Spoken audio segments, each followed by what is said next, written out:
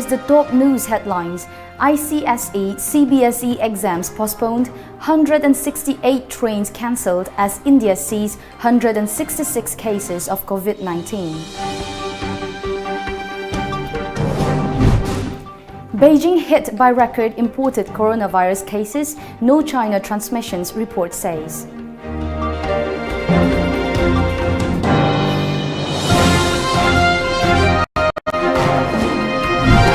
And Supreme Court dismisses curative petition of convict Pawan Gupta in Nirbhaya case.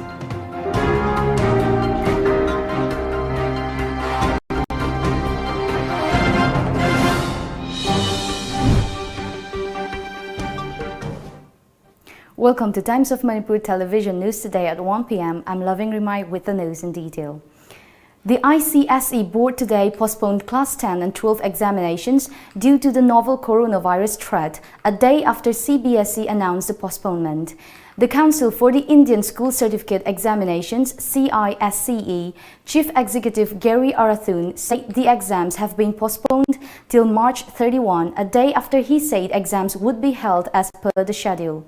As per media reports, the number of coronavirus cases in India rose to 166 today, even as the country imposed a near-virtual lockdown, banning public gatherings, postponing CBSE's Class 10 and 12 board exams, and stepping up vigil at airports. Railways today cancelled 84 trains which will not operate between March 20 and March 31 in view of low occupancy and the novel coronavirus pandemic, according to reports. The Railway Ministry has said that no cancellation fee will be charged for the 155 trains cancelled due to coronavirus outbreak. The passengers will be refunded 100% of their money, it added. The global death toll due to coronavirus has gone up to 8,810, while over 2 lakh people have been infected. Italy reported nearly 500 new deaths from the novel coronavirus yesterday, the highest one-day official toll of any nation. With the number of global coronavirus infections shooting past 200,000, governments announced new containment measures and the US Congress approved a $100 billion emergency relief package. Beijing saw a record number of imported coronavirus cases. Data released today showed as new local transmissions in China fell to zero, putting more pressure on the capital to screen out infected passengers and isolate suspected cases. The figures showed that for the first day since the virus took hold late last year in Hubei's province's capital of Wuhan, that China has recorded no locally transmitted cases. According to reports, China has in recent days increasingly focused its counter-epidemic efforts on inbound travelers as the coronavirus rapidly expanded its global footprint, raising the prospect of a second wave of infections arriving from abroad. Beijing recorded 21 new cases of infections from abroad yesterday, mostly people traveling from Spain and Britain. The Beijing infections accounted for the bulk of the 34 new imported cases in mainland China. Since last week, Beijing Capital International Airport has carved out a special zone for all international flights, with all disembarking passengers required to submit to health checks. The Chinese capital has now stopped allowing people arriving from overseas to be self-quarantined, even if the person has a place to stay alone in isolation.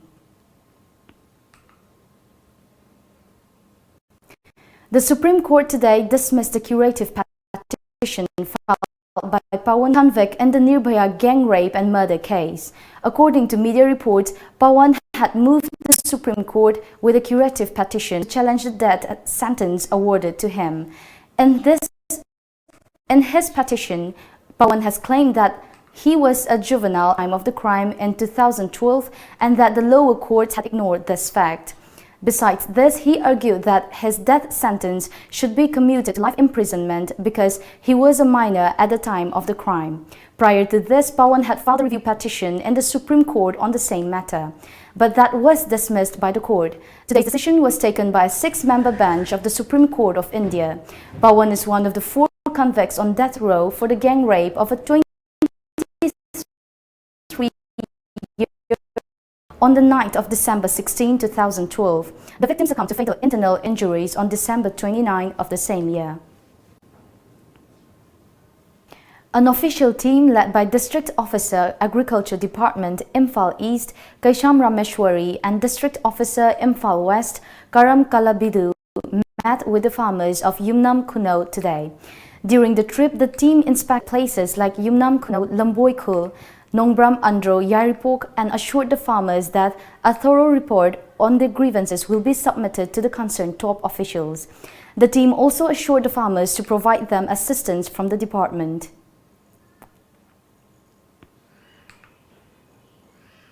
Jiribam district, which is one of the most important districts of Manipur, is endowed with favorable climatic condition and fertile soil for crop cultivation. Besides, the district has the highest number of farmers in the state. However, due to increasing development activities and negligence by the state government, these paddy fields are shrinking day by day, despite the fact that the government has implemented the Manipur Conservation of Paddy Land and Wetland Act 2014. Former General Secretary of Meitei Convention, Jiribam M. Hemanta Mangang, urged the Manipur government to look into the issue. Koi lamdam sigi maruina pothok putoiba phomsingsi mangchalagle lakon mangchalagle aduna koi Jiribam prajagi yamna aruba pioma koi lakli lengakna mamang ngeidagi koi pakakhiba Lakon ngaksi haibagi pandamdu akoi yam tajai adubu Jiribam di mahariba koi pandamasi yobangamdre aduna matam laringida lengakna hariba koi lakon kansi hariba pandamsi amtang yeng changbinaba amasung lakon sise kannabagi koi thabak paket pinaba koi Jiribam prajagi magidagi koi appeal tawjari. Reliance Group Chairman Anil Ambani today appeared before the Enforcement Directorate in Mumbai. According to reports, he was summoned in connection with a money laundering probe against Yes Bank promoter Rana Kapoor and others. The agency is expected to record the statement of the 60-year-old Ambani under the Prevention of Money Laundering Act (PMLA). Reports also informed Ambani's 9 group companies are stated to have taken loans of about Rs 12,800 crore from the bank that were reportedly under stress. The Lakhimpur District Forest Department carried out a demolition drive at structures constructed on encroached land in Kokoi Reserved Forest on the Assam-Arunachal interstate boundary. The structures were constructed by Arunachal Pradesh to be used as for the Nyokum festivals.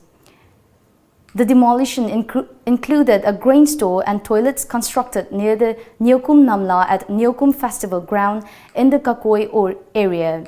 2 watching huts allegedly erected by encroachers were also demolished in the eviction drive. The Lakhimpur Forest Division launched an eviction drive against illegal encroachment by a section of people from across the interstate boundary at the Kakoi Rajgarh area on Tuesday last. The eviction drive and demolition of structure in encroached land in Assam's Lakhimpur district by the Forest Department takes place just 3 days after the firing incident on the personnel of Assam Forest Department in Naga Reserve Forest allegedly by intruders from Arunachal Pradesh while felling trees. The All Arunachal Pradesh Students' Union APSU has called upon the state government to take necessary initiatives to protect and relocate Arunachali students who are studying in various states of the country in the wake of the coronavirus scare. According to media reports, APSU General Secretary Tobom Dai yesterday said many students studying outside Arunachal are in a state of panic and are confused as to what has to be done, while many have also expressed the desire to return to their homes at the earliest. In states like Maharashtra, which has been affected the most by the coronavirus outbreak, the colleges and hostels have been ordered immediate shutdown. Recently, 12 Arunachali students studying in the J.T. Mahajan College of Engineering, Faizpur, had faced serious hardships in arranging their train tickets and fare as they were directed to vacate their hostels within 3 days. Scared by the prospect of a coronavirus epidemic in parts of Afghanistan under their control, the Taliban have pledged their readiness to work with healthcare workers instead of killing them as they have been accused of in the past. According to reports, at least 51 healthcare workers, patients, and supportive staff were killed and 142 others wounded in related Taliban attack in the past. As a result of the attacks, 192 health facilities were closed, of which only 34 were reopened. The Taliban denied responsibility for the attacks that Afghan authorities have blamed on their fighters. Now let's take a look at the sports news.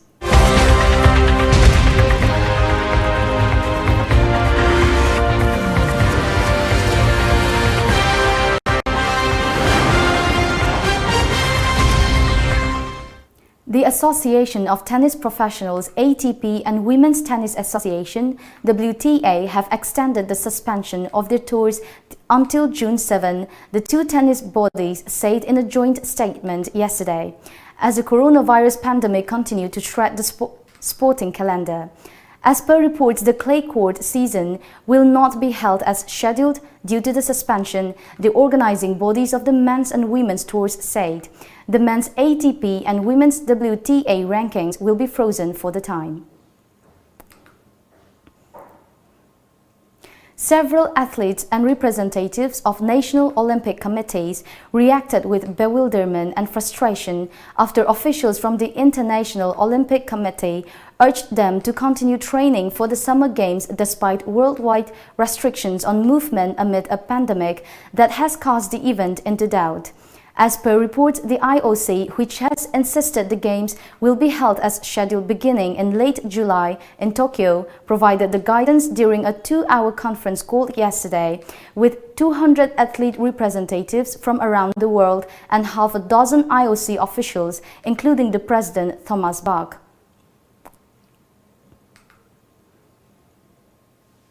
Now let's go through some of the local newspaper headlines.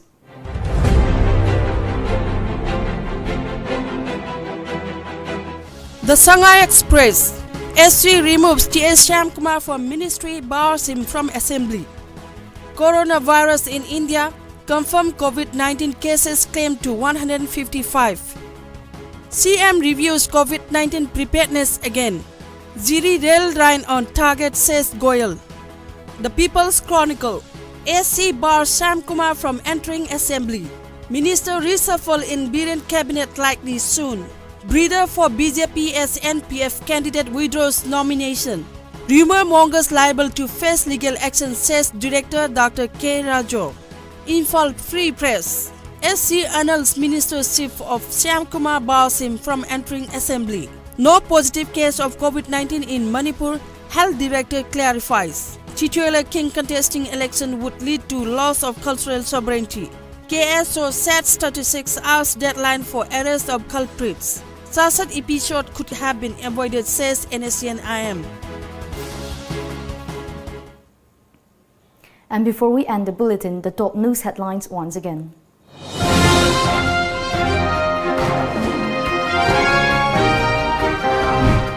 ICSE CBSE exams postponed, 168 trains cancelled as India sees 166 cases of COVID-19.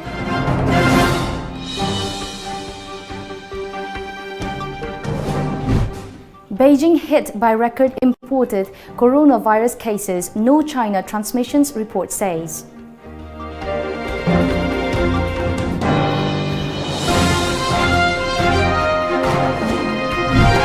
And Supreme Court dismisses curative petition of convict Pawan Gupta in Nirbhaya case.